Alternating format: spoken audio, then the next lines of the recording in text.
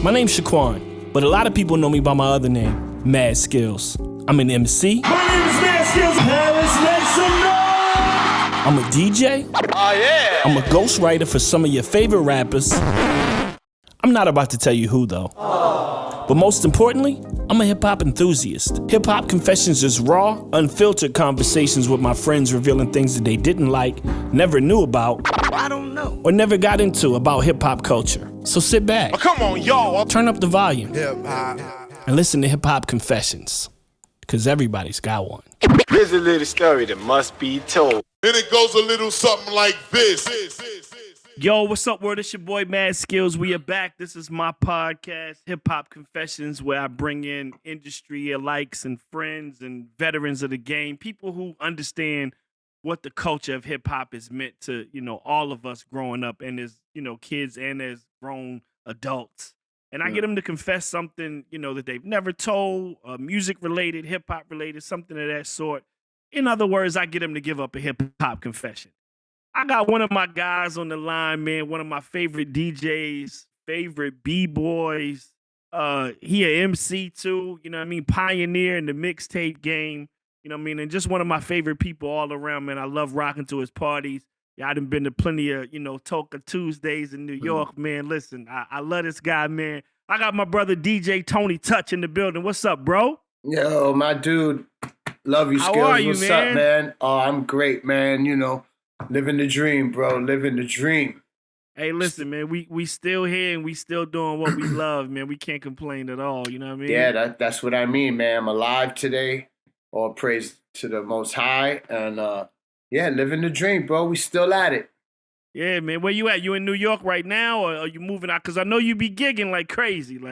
Yeah, no. So you in the city? New York, yeah, home base, man. Never left. As far as, bet. residential-wise, I'm a New Yorker to the heart, B. Right. I get it, man.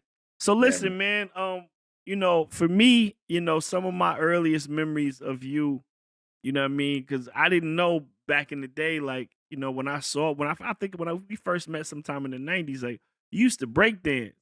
You know what I mean? You was a breaker, like heavy. Yeah. You know what I mean? So I was...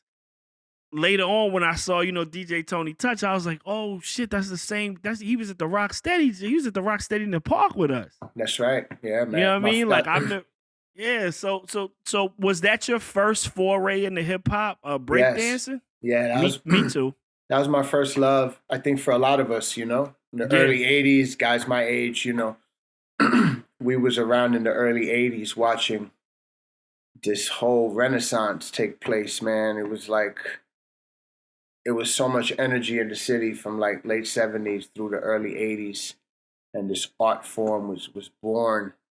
And I right away gravitated to the dance element because, my mom, she used to go clubbing and we used to have a lot of house parties, a lot of Latin music in the house party. So dancing was like part of the family. That you had to know how to dance in this family, Right. Whether it was salsa or something. My mother was into disco, so she used to know how to hustle.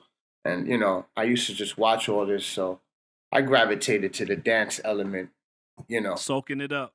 Pre-teen, Yeah. And once I saw Rocksteady in the movie Flashdance, I was like, oh, this is it. You know what I mean? Those kids from my hood, like, you know what I'm saying? Yeah, I was like seeing me on the screen, like, young Puerto Rican. You never seen that, coming up. Damn, I forgot. Rarely was saw in Flashdance. Yeah. Yeah, you rarely saw like Hispanics in any movie or whatever.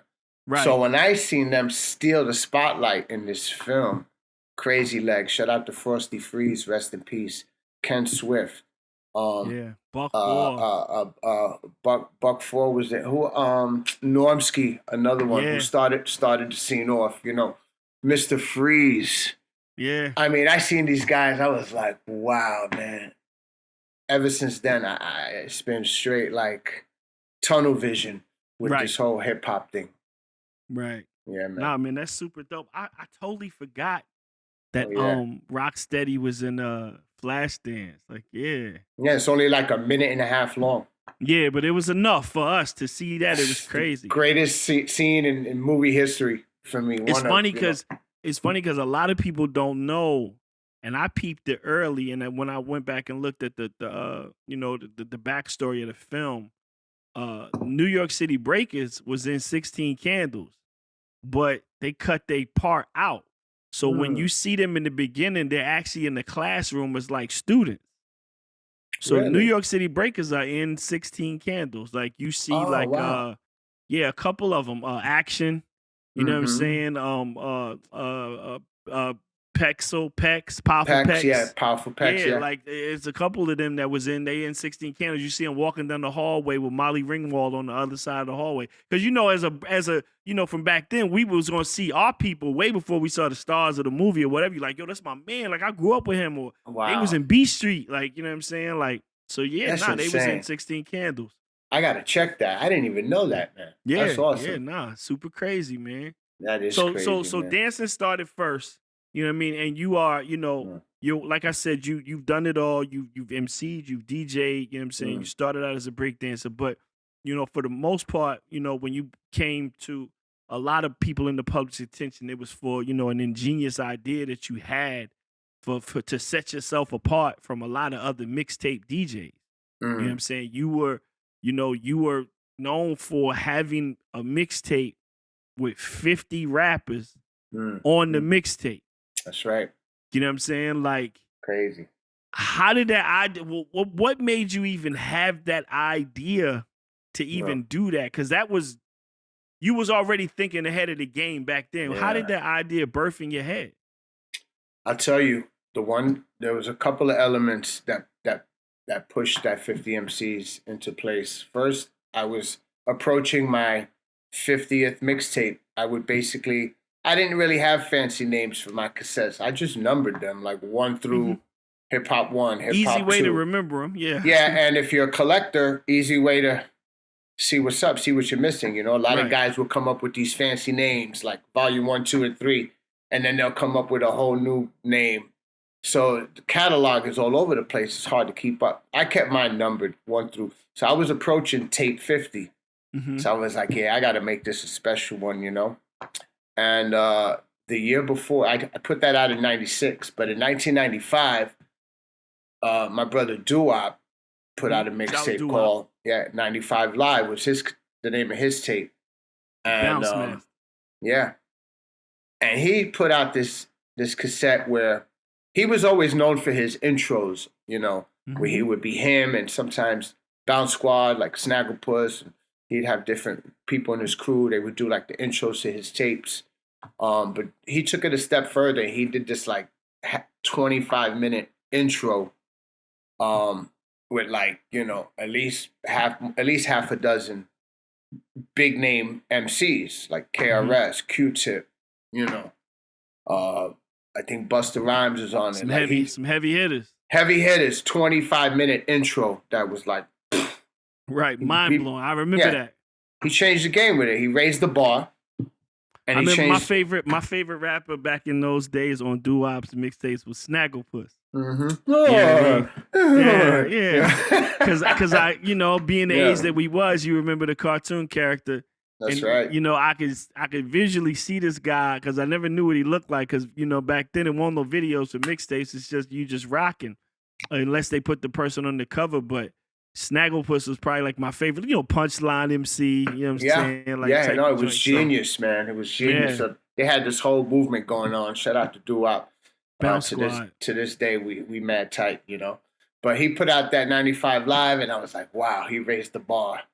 And then I said, okay, my 50 MCs, my 50th mixtape, I'm gonna get 50 rappers on mine. I'm gonna raise the bar even higher. Right. And I made a whole cassette of it. It wasn't just an intro, And that's how that came into place, man.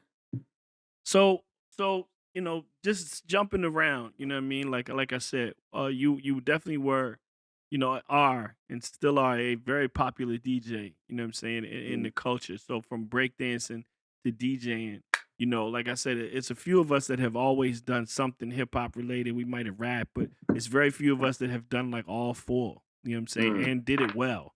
You know what I'm saying? And you are one of those people who definitely had more than 2 or 3 elements of the culture and did it well. So what turned you? What was the thing? Because you already told me about how you fell in love with dancing and you had to dance in the house. How did DJing come about for you?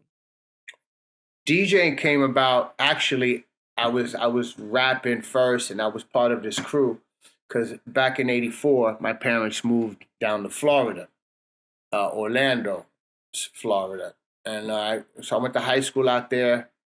Met a bunch of New Yorkers that were out there. A lot of Puerto Ricans moved in from the island also at that time. So, there was this community out there, and I connected with some folks. We were all B-boys. My boy, a couple of us were DJ, a couple of guys were DJs in the crew. So I became like the MC of the crew. Like, we had thrown parties. I'm like the host of the party. I do my raps or whatever while my boy Arcade be cutting up, and I'd be like, doing my little raps. That's a dope name, Arcade. I never heard of that name. Yeah, that's my man Arcade. Yeah, Vinny. Vinny was a true B-boy. I took after him because he was a dope DJ, dope B-boy, and an incredible graffiti artist. But he couldn't rhyme. So he's like, we connected. He liked my personality. He's like, yo, just, get on the mic, hype me up the way the original formula was, DJ, MC, just kind of like hyping the party up. Rocking it up. Yeah, so that was my first thing, the MCing. But I used to be looking at Vinny and looking at them turntables like, damn. Oh, I just became more and more mesmerized watching him work this gear, And I took a liking to that. And then I used to go out to these team parties and go clubbing, in the early 80s. And a lot of the DJs just used to disappoint, for me as a dancer. Like, as a dancer, I wasn't getting fed, Right. And I was like, I just eventually was like, I just got got to do my own thing. I want to do my own party, play the records I want to hear, and that the dancers I know going to want to hear. Right. And that's how the DJ thing came into place, because I just felt like a lot of them was cheating the dancers out of their groove. And I became DJ and party promoter at the same time. Yeah, because sometimes when you go that deep in the extreme, and you like, yo, I want to create my own vibe. I want people. I think it's people that'll enjoy what I do, or this is what's missing in the marketplace. Let's start this. Like you ended up doing with Toka Tuesdays. You know what I'm saying? Yeah. Like, so that seed was planted pretty early for you then. Yeah, I was like 15, 16. Wow. Renting out ballrooms at like these Holiday Inns or whatever, charging like $5, if that much, to get into the party. 150 kids, high school kids coming to the jam. We walking out with $1,000 at 15 years old. Right, that's good money. I was like, yo, I'm rich. This is it. I'm rich. This is it for me. And this is when you was down in Florida? This was in Florida. But I used to be back and forth to New York every few months, either to buy records or my Christmas vacation or summer vacation. I'd spend my summers. Summer of '85, summer of '86, summer of '87. You're back in the city. That's all New York. I was just in school in Florida, and so that's what that was. But and then when I graduated high school in '87, I was out. I came back to the city to really pursue this dream and really try to make a mark. That's dope, so man. That played out, yeah, man. So it's been blessings ever since, man. I've been DJing since '85 was when I really, I had somebody lend me their DJ equipment just so I could learn. And shout out to my brother in Orlando. His name is Willie Wiz, my brother Wiz, and he was tapped in with like Magic Mike and all that. Mm-hmm. So I knew whole like Florida movement. Yeah, I was tapped in with Magic Mike and even like Uncle Luke and MC Shy D and all this like stuff happening in the South in like mid '80s. I was part of that movement. Also, that whole bass movement coming up. Yeah, that was big. Crazy, That was big. But '85 I started DJing, so I'm 37 years in it. Damn, DJing, throwing parties. About to hit 40 at it. 40 years of DJing. 40 years crazy. of DJing, bro. And 2025, bro. It's gonna be crazy. Yeah, we got to celebrate that one, man. Yeah, Whatever 40 years, have, bro. whatever you have for that anniversary, let me know. Yeah. I'm pulling Hey, up. but I wear it well, Papa. Today's Yeah. 50s, not yesterday's 50. Yes, yes. So you're doing you've done your breakdancing thing, but the DJing bug has caught you early, and you realize that this is really what you want to do. You know what I'm saying? Your mixtapes come out, you're doing your thing, and a lot of people caught wind of you, outside of New York. You know what I'm saying? And when you dropped the Peacemaker, you know what I mean? So. Yeah. I think that was on was it Tommy Boy you did that record on? Yeah, that was Tommy Boy Records. That was back in 2000. Yeah, how was that experience going from like I've legit done mixtapes. Yeah. People know me from that, but now this is I'm almost like an artist with a national recording deal. So how did that change things for you? Yeah, it was such a smooth transition because by the time I got the deal on Tommy Boy Records, I had just dropped my third installment of the 50 MCs. Mm-hmm. So I was already in album mode for all these years because those were basically albums, I was making.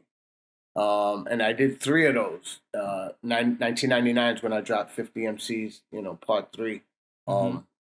So I was already like on that treadmill. I was just in that lane already. And then, of course, with the success of the DJ Clue album, which came out before mine. The Professional. And even before that, Funk Master Flex, 60 Minutes of Funk. Yeah. Those 2 albums did very well commercially, and the labels are now interested. They rocking with DJs, tapping in with mixtape DJs now, and doing whole projects. I was like next in line to get to. Damn, it's not a play right after Clue and Flex. Yeah, I was like third in line with that. Doo-Wop also had a deal in place at Virgin, which, I'm not sure, went left with merges and, stuff that happens. But yours saw the light of day, you know what I'm saying? And you got a pretty crazy single with I think it was featuring Total. Yeah, that album sold some units. Like that shit went up. Like that was a big deal down in VA. I remember. Like wow. Man, it was just short of gold. It was like 4 and change, Right. Not quite gold, Maybe when I kick the bucket later in life, it'll hit gold or something, Who knows? Right. We were close, man. We did some great, respectable numbers in terms of like industry, big wigs was looking at it like, oh, all right, I put in that work. I had the relationships already in place between the whole, Wu-Tang, between the Terror Squad, between Cypress Hill, between Eminem, and that's the first time we heard a D12 record was on my album. That was the first D12, being presented. Right. So I was tapped in with all these crews already. So it fell into place, man. A real blessing. That's hard, man. That's pretty dope, man. Yeah, thanks, like I said, I remember that joint. It definitely moved in VA, I remember, catching you at a couple spots down here. You know what I'm saying? Every now and then you might hit a homecoming or something like that. You know what I'm saying? I'm like, oh shit, like Touch like rocking. And then I remember the next time I saw you might have been, we ran into each other. I was touring with Jeff at the time. And we ran into each other in like Europe or somewhere, and they were like, yeah, it was a festival. It was one of them Zouk Out festivals or some shit, Australia or something. And they like, yeah, you guys are on tonight. We got Tony Touch tomorrow. And I'm like, oh shit, Touch is here. Like, and you pulled up to our gig and fucking just hung out and shit. Like you and Jeff kicked it. That's right. Yeah, we ran into each other at a few places. I think. In the Middle East. Yeah, in like Asia. Yeah, all over. Yeah, man, it was a good run, man. Like crazy. I had fun in those days. You know what I'm saying? Man, the chemistry you and Jeff had is unmatched. It was so good. Yeah, man. I really enjoyed that. You guys had it. You guys had such a great chemistry. I really enjoyed watching you guys. And even before that, I remember you at Rocksteady anniversaries. Yeah. I remember the WMC battles. I used to be on the side watching you destroy every rapper in your path. I was just like, wow, man. And to think, 30 plus years later, we're still tight, at least going on 30 years, Yeah, no, man, listen, I tell my friends all the time, like, as much as is they be like, yo, every year, Skillz gonna do his wrap up, Skillz gonna drop his wrap up. You can count on it. I'm like, every year I can count on Tony Touch hitting me between Christmas and That's like right. but between the 25th and the 28th. It don't matter what right. my phone number is, as long as my email is saying, I'm gonna Right. hear from Toka. Like, yo, Skillz. I found you, bro. Like, yo, my tradition, bro. Every year I gotta play your song first on my radio show, bro. Like, Yeah. is it ready? I'm like, yeah, and it's funny because you usually would hit me in the instance. I'm like, Touch, I'm in the studio right now, like on bar 16. You be like, all right, well, as soon as you mix it down, bro, I'm here, Papa. Like, Yeah, I was on that, man. I was on it for years. And, yeah, people knew. Like on my radio show, I was always one of them top 3 people that was premiering your wrap ups. For the last going on 10 years. I was right there. And commercial radio. I mean, maybe the mix shows were hitting it. I don't know. Like, I know we'll get it, but they'd have to clean it up and all that. Yeah, yours was straight. You got the official dirty tissue. Skills. You got the official tissue on my radio show. Usually, first of the 3 DJs to premiere it in the world. So yeah. Thanks for keeping me on that radar, Papa. Nah, man. Listen, I appreciate the love, man. You was there from day one, like what I'm saying. When I used to have to ask people, like, yo, man, can you play my song? It was never an issue with you. You were always back, yo, send me the joint, Skills. Like, I got That's you. right. Like, and people, it was always, that was the time and space where even if I didn't hear it, somebody might tag me or like, yo, Skills, they rocking you on Shade for it, like they rocking your joint. Like Toka got you in the mix. He done brought that joint back like 3 times. That's like, right. listen, you know what I'm saying? Because everybody got family or friends everywhere. Sure. You know what I mean? So you always gonna hear about it. But yeah, man, I always thought that was love, and I appreciate it so much, man. Yeah, Thank man. you, man. Feelings I had a mutual, good run bro. with that joint. I'm done now, but I heard. Yeah. So what'd you do? 12 of them? 13? 20. Oh, damn. 20. Oh, dub. Where does the year go, man? Yeah, a whole. Well, dub. I've been on Shade 45 for going on 17 years. Yeah. So, yeah. That was right there. Damn, 20? Jeez, where did I get 12 from? Yeah, nah, I did a whole dub. So good, man. Yeah, man, we still here. So listen, brother, the podcast is called HipHopConfessions, so we gonna get into it. Yeah. Tony Toka, let's go. I need your hip hop confession. What is your hip hop confession, sir? Okay. A lot of people ask me, and you brought it up very early in the interview about this 50 MCs project that I did. Right. Back in 96. Classic joint. And most question is like, how did I pull that off? Like, how did you even make this tape? Like, I have relationships out there, but I wasn't really tapped in like that. It was still 95, 96. Still like in the mixtape circuit, making a decent name for myself, but wasn't really, I wasn't on the radio. I was getting my work in the club, so I was out there somewhat. And throughout the years, I used to fly myself out to all these rap conventions. Yeah, How Can I Be Down? And all of them. I used to just buy my own ticket. Gavin. All of them. And just to be in the place, giving out my cassette was like a business card. So right.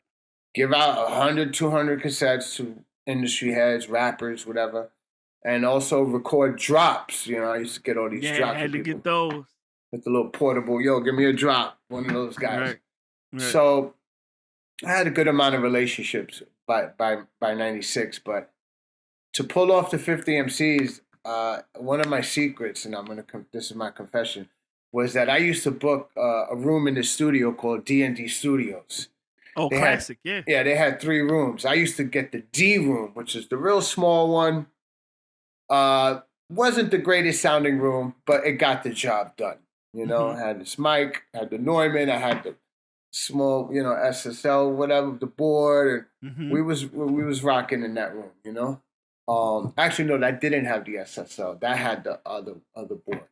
But I was able to go in there and record. And a big part of how I got the 50 MCs done was I used to just book studio time just to be in the building, just to be there. I would block like 8 hours at D&D and not have any session in place. I would just post up. And obviously, while I'm there, I'm calling people, yo, I'm in the studio. Can you come down? I'm here. Right. I'm here. I'm here. Because a lot of this is done was like on the like, Quick, everybody's running around. So like to plan stuff was a little difficult, especially if they ain't getting paid. You know, Right. I'd be Ain't like, a yo, check involved. I'm in D&D, man. You know, why don't you come through? And by then, D&D had a great name. You know, so that would be you know, people would be like, oh, yo, I'm gonna go over there. But a lot of times I didn't have sessions. But usually in the other rooms would be guys like DJ Premier or Boot Camp Click, or, you know, there'd be like, Right. the studio was always busy. Right. So I knew that, and a lot of people used to come to see Premiere, come to see different people. Walton Evil D Yeah. was in there heavy. So here I am hanging out in the D room, being like, hey man, I'm working on this mixtape. You come into the room, drop some, some bars for me. So a lot of times the tapes were made by people that just happened to be going to D&D Wow. to either work on another song or to pay Premiere visit or to book studio time, whatever. And I took advantage of that location. So you will book sessions with no session? With no session. And I would just sit there. I mean, we call it. I mean, I'd get some work done whether I'm making, make beats or, I still making the calls. But and 8 out of 10 times I would record something that day. Mm-hmm. It was just so much traffic coming through D&D. And so you was kind of piggybacking on the A room and the B room and the C room. That's and right. hoping that somebody might slide through. That's right. That's how a lot. That's how the majority of the mixtapes got made. Pretty much. But by the time I got to 50 MCs 2 and 3, I had more relationships. You was popping in the streets by then. I had more clout. But that first one, yeah, bro. That first one was damn. Was that's an investment because you could have just been like, yeah, oh, bro, spending like $600 a day or whatever, $500-600 a day just to have this room. Wow. One particular session, and I'll share this as well. I was able to get Redman, Cannabis, and Mr. Cheeks all in one day. Come do the 50 MCs for me. Right. How? They happened to be in the studio recording Beast from the East, the Lost Boys joint. Oh yeah. They were all in there, and one by one, Redman, come through, and he did something. And he kind of went off the head, but it came off great, Right. He just freestyled it. Yeah, so did Mr. Cheeks. Cannabis had something already kind of mapped out and planned. Yeah, I think I had spoken to him already about it. Damn, they were doing Beats from the East, and you happened to just catch them on a whim. Yeah. Yo, I got another joint. Yo, you want to rock on? Yeah, that's crazy. Because they're sitting around smoking, talking shit. So I'm like, already laid their verses for that. Yeah, so I would lay it down. Like, hey, man, I'd do my pitch. And, What was the pitch? How'd the pitch go? Give me if you saw me coming out of the A room and you was in the D room, how did that pitch go? The pitch would be like, hey, man, a lot of them knew who I was, but maybe never did nothing with me or heard my name or, but I would basically be like, hey, I'm working on my 50th mixtapes, my anniversary. And then I would usually spit out some names, Right, I already got him. They recorded, would you be down to be a part of this? Maybe a quick 16, go off the head, whatever.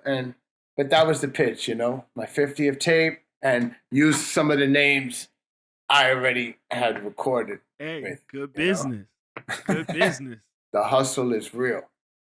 What was your biggest market outside of New York? Because I know a lot of New York MCs was on your mixtapes, but then you ended up getting people, like Be Real, Cypress Hill, like you said, like, you know what I mean? So what was your biggest market? What was your second biggest market outside of New York?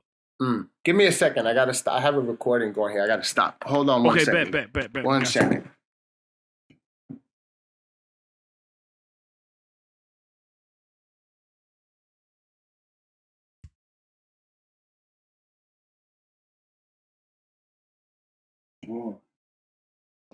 And we're back. The biggest session? What was your biggest market outside of New York? Oh, biggest market. I would probably say Philly. Mm-hmm. Yeah. I used to move some units out there, man. Market Street, they had all these spots back in the day, and I used to Funko-Rama in particular was the name of the store on Market Street. My man Chino, he used to push my stuff Chino, heavy. Market Street, He used to drive up there, every 2 weeks, bring a box like 100. Just drop off. Crazy. Now, man, the evolution of the mixtape game. Yeah. From actual cassettes to, starting at cassettes to, to people getting raided by the feds. That's right. You know what I mean? It was a long process, but that was the mixtape was the core of how we got music when we couldn't get it in stores. You know what I'm saying? It was still packaged well. It was, you know what I mean? It looked good, you know what I mean, when it went to CDs and then it went to .coms. That's but right. It's a few mixtapes that I still have in the cassette original form that were probably some of the biggest ones. What was your just as a mixtape DJ, like give me a couple of just your top mixtapes of all time, like not even yours, just ones that changed the game. You know what I mean? Yeah, there's a few of them. Well, Doo-Wop 95 Live. For sure. That's the biggie, the Mr. C joint. Mr. C, yeah. Got killed. Clue, a lot of the Clue stuff. I remember Show Me the Money was hard. Like the Jadakiss Beanie Siegel battle stuff taking place on his platform was huge, and then of course, SNS was heavy in the game. Ryan G heavy in the game. And are you familiar with the mixtape documentary that I produced? No. So about 2.5 years ago, I got approached by the people that did the Stretch and Bobbito documentary. And they wanted Radio that changed lives. Yeah. Yes. So the team that put that film together was Stretch and Bob. Stretch Armstrong plugged me with them because they wanted to do something similar with me and recreate the 50 MCs. Wow. And just do it on film. This turned into, let me get Doo-Wop involved. We could do it together, make it a Diaz Brothers thing so that I could, right. Take some of the weight off, the workload off, and just make it, I thought it would be more interesting. Right. That dominoed into, if we got Doo-Wop, we got to get Kid Capri involved somehow. Ron G, SNS, Clue. Right. And it snowballed into this film. And 6 months into the recording and producing of the film, we landed a deal with Universal, Polygram. And they picked up the film from us. And then Def Jam tapped in, and I produced the soundtrack on Def Jam. So dope. This is all locked and loaded and completed and done. But then the pandemic hit right when we were done filming. Right. Thank God, because I have to chase nobody for interviews. And then during that time, we, polished and, tweaked the movie over and over again. But it's ready to go. And the latest development of it is Tribeca Films is doing a private screening for us next.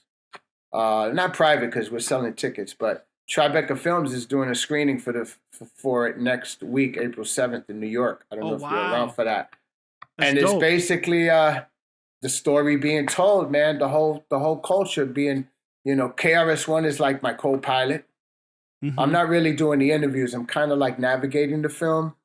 Right. But you don't see me on screen interviewing people too much. It's kind of like people just talking and everybody giving stories. Who Kid, what's the name of the film? Mixtape. Dope. That's DJ dope, Drama, the whole DJ. Yeah. That's gonna make a mark, man. Like the DJ Drama, the whole story. Clue talking about the Puffy beef. Who Kid talking about Big Pun kidnapping him, holding him at gunpoint. Yeah. Like we really get in, and of course we go back. Brucey B, Star Child. Right. So it's a story of its history, its impact, its rise, the fall, the demise, the arrests, and how we are. A lot of us came up out the ashes and still shining, and living off of the mixtape, foundation. So the film I'm really excited about it, man. We got this film premiering next next Thursday. I hope you can make it up. April 7th, Tribeca Films. The album is on Def Jam, so Jadakiss is going to perform after the screening. Mm-hmm. I got him on the album. I did a whole album on Def Jam, bro. I signed a deal with them at 50 years old.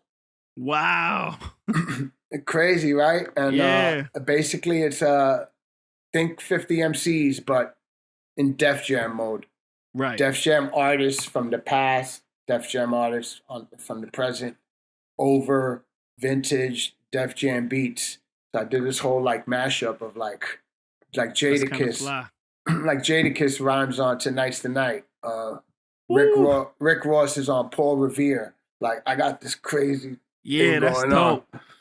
That's dope, man. So that's happening, and I'm glad you mentioned the mixtape thing because the story ain't never really been told. There's been a bunch of documentaries out, music documentaries. Kind of just about, danced around it. You know what I'm saying? Like this is full head on the mixtape. Boom. Yeah, it was a real thing in our culture. Like it was a way for us to get to the music that we weren't able to always get, and they trickled down from state to state. And you know, you made a dub from your cousin, and you took it back to your hood, and you played it at your house, and then your homeboy heard it, and he made a dub. Like some of them, a lot of people ate off of this, you know, and a lot of people fed their families, and we didn't have the internet, so this was the internet also. Mm-hmm. Radio stations around the world weren't playing this music. No. They were playing our mixtapes in France and Japan. Over here, we were like this whole movement, which I think personally was responsible for bringing so much new music to the world and breaking new artists. You wouldn't have heard it if it wasn't for the mixtape. That's true. And I'm not just saying my mixtape. I'm just saying the whole mixtape culture as a whole. Like you heard something fresh on anybody's tape, and it was the only way you could hear it. And once you got an audience and they got down to personalized intros and drops, and you know what I mean, it was something special because it's like I can only hear this here. You know what I'm saying? I can only get this from this person. And some of my favorites, man, like I told you, Clue, Show Me the Money. You know what I'm saying? Kid Capri, 52 Beats. That's right. You know what I mean? Classic of all classics. Yeah. The Ron G blend tapes, you know what I'm saying? Spin Bad, best of the 80s.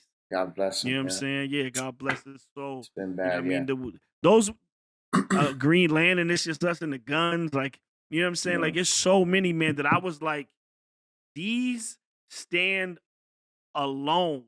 You know what I mean? Like, they're so creative. And once the 4-track came involved and cats really got creative with the blends and Grandmaster Vic, and you know what I'm saying? Like, oh, bro, like, it was, you never heard those records that way. You know what I'm saying? Like, I never heard Stephanie Mills over in Peace the President until Kid. You know what I'm saying? But the element that I was like, this is some hip hop shit. I know she was doing some R&B shit, but you know, hearing New Edition, a little bit of love over a break beat. You know what I mean? It just hit different in those times. That's right. You know what I'm saying? Right. Like, and every name you mentioned, I'm so happy that you're saying these names like Green Lantern and talking about, you know, Ron G or even like the 4-track. And, you know, G-Bo the Pro and Double R, they have their own like segment in this film because they really took that 4-track blending and they turned it into a whole science project now. Right. So all the DJs are like, what's going on here? Right. Like, how in the hell did they pull this off? Yeah, they're like, what's going on? So that's another example of how the bar kept getting raised with this mixtape thing, you know? And then, of course, Clue with the exclusives, you know. And K-Slay. My brother K-Slay. With the Street Wars joint. He shines in this movie, you know, and I'm so happy to have been able to share this opportunity to do like a mixtape film. Instead of making it about me, the impact is 100 times greater that I'm able to share this little moment with my comrades, you know, this moment with them. Were there any stories, or is there anything that popped up or any stories that popped up in the mixtape documentary that even surprised you? Yeah. Like, because you telling me, like, this is how I got 50 MCs done. I just used to book rooms and not even have, like, that's just so shocking to me. Was there anything like any stories that happened in the Mixtape documentary that surprised you? I didn't know the extent of how deep the Who Kid thing got and how they got him and kidnapped him. Literally kidnapped him, bro. And, right. Guns everywhere, Right. Like, I didn't know how intense that was. Like, I heard, like, I thought maybe they, like, roughed him up a little bit. Roughed him up. Maybe they found him somewhere, but they, like, threw him in the van, like, drove off. Like a movie. I'm listening to this, like, he was terrified, bro. Right, over some music. Yeah. Yeah, they're like, yo, on the next tape, you better say this and that and fuck this one and fuck that. He's like, yo, I'll do whatever, bro. Just get me out of here. I want to go home. I want to go. Yo, this shit was real, And even Clue, similar story with him and leaking out Biggie records. Right. Clue is hot. A lot of people wanted to get at him. And I had never heard the threats that B.I.G. made on the radio, on like Flex's show. So we got that content, Oh, damn, this is going to be dope. I can't You hear the threats, like, Clue, we'll see you, son. I was like, how did you even find this content? Shit got deep, right? Shit got deep. Yeah, to have guns were drawn. Guns were drawn, bro. For sure. That's crazy, man. All because of the man, mixtape. I can't wait to see it, man. Like Mixtape, you know what I mean? If y'all in Tribeca, New York, or even after this podcast is broadcasted, if you see it anywhere, you can catch it. You know what I'm saying? God willing, it'll be available up on the network, in the next couple of months because we've got a lot of hype and momentum behind this Tribeca thing, and dope. I think it's exactly what we needed to catapult it to a network to really snatch it up, So dope, it's been a big chess game trying to get a placement on it, but it's not like making a mixtape. Making a movie about mixtapes is not as easy as making a mixtape. Challenging, man. But no, it's an all-star cast of DJs, and then we got like Mike Tyson is in it, Shaq, Mike Rappaport, like people you wouldn't even think that was like so into this culture and they wanted to be involved with the film. So it's great, man. I can't wait for y'all to see it. Man. Super dope. Well, listen, Thoka, I'm not going to hold you, man. Thank you so much, man. Word, man. I Thanks for appreciate having you pulling me. up, man. Yo, I'm sad that we're not going to have these wrap-up texts back and forths anymore. But, oh, man. That's crazy. 20 years, though? Yeah. It's maybe time for something else, I guess, Yeah, I'm working on some more traditions over here. Yeah, I mean? I'm sure you'll have something else to, Yeah. Me, I keep an ace up the sleeve. I hear you, Pi. I love it, man. I love it, bro. Well, listen, man, tell the people where they can find you at, where they can get you at on your socials before we get out of here. All the socials is at DJ Tony Touch. And the website, TonyTouch.com. You can actually get my entire mixtape collection on one USB. Hey. And I just converted them now, so now they're all MP3. So gotcha. On the hip hop, and they're different ones. I got hip hop, I got house, reggae, R&B. I was always I was into so many genres, so I was able to put my whole mixtape collection on the USB sticks now, so you could get them at TonyTouch.com, and we moving merch out of the website as well. So yeah, man, dope, bro. Come holler at me. Will do, man. I appreciate you pulling up, bro. Thank you so much. This has been one in the making, man. You know what I'm saying? I know you're a busy guy. You know what I mean? We ain't gonna hold you, but we had him here, y'all. Tony Touch. Y'all make sure y'all check him out. TonyTouch.com. And this has been Hip Hop Confessions, because everybody got one. Here's a little story that must be told. And it goes a little something like this.